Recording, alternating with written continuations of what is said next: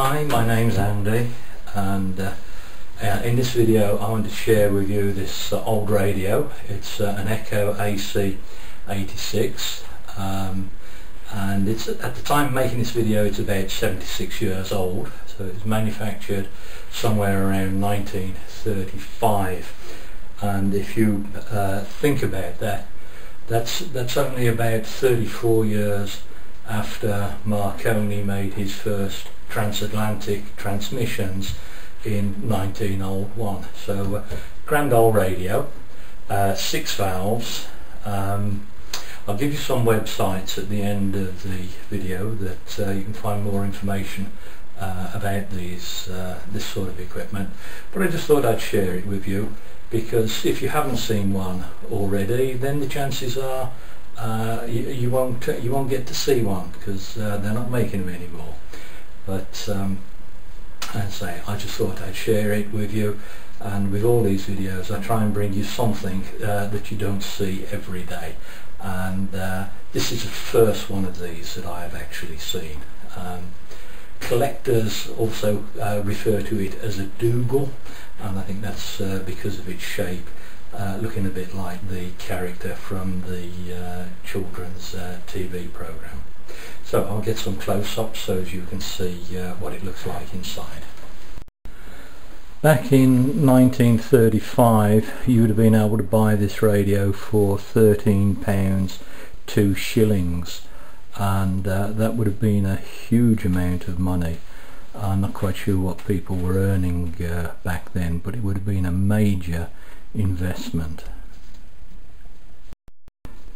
So getting a bit closer, you can see this is the loudspeaker grill, and a cloth screen, a little bit of damage there. There's been one replacement knob. This one is a bit of a rogue, and here it's marked strong, medium and all stations. Don't know if I got that properly then.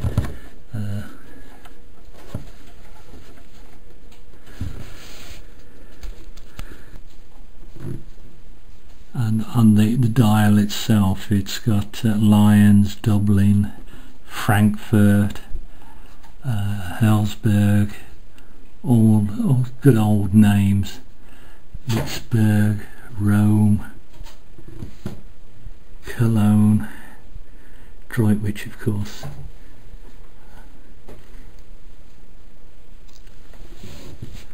And behind this is a little light. This dial's a little bit worse for wear.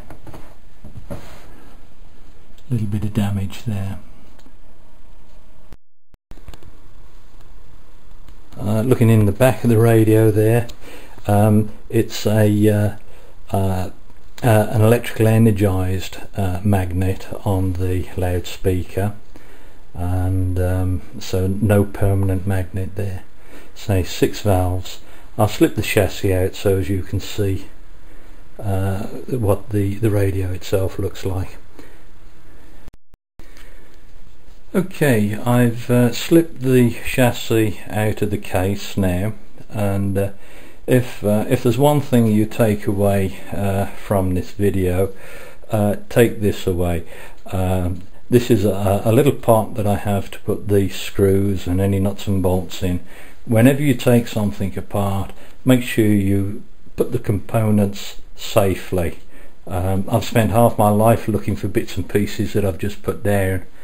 I'm working on the kitchen table here, but my workshop looks like the bottom of a baby's pram, so I can put a screw down and lose it forever. There's the speaker, and you see this is a coil, and it plugs into the main chassis. So on a modern speaker you'd have a permanent magnet here. And okay, there's the chassis. It's got 6 valves. I hope I'm focusing okay. The camera's only good for about 1 meter, so 1, 2, 3, 4, 5, 6 valves. and coming down I'll get a close-up of the dial.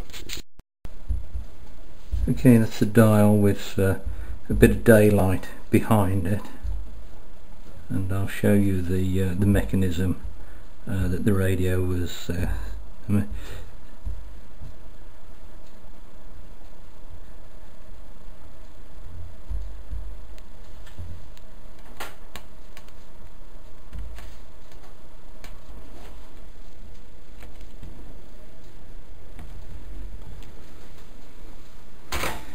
say there's a bit of damage to the dial here. It's a little bit crinkly. So when we turn that mechanism to operate the tuning capacitor, you'll see it brings this this device as a light bulb and a little slit and a wire. I'll get close in there. See that? So as that moves round, so it would illuminate the dial plate. Isn't that lovely? It's not all progress, you know.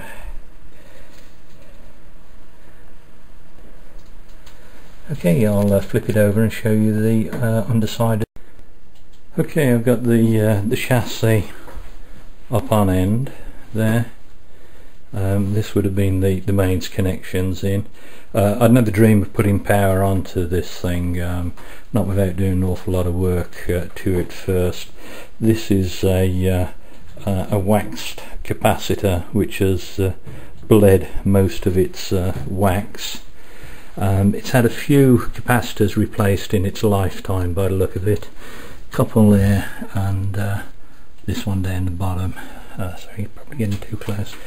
There are replacements there, but I'll just switch into close-up.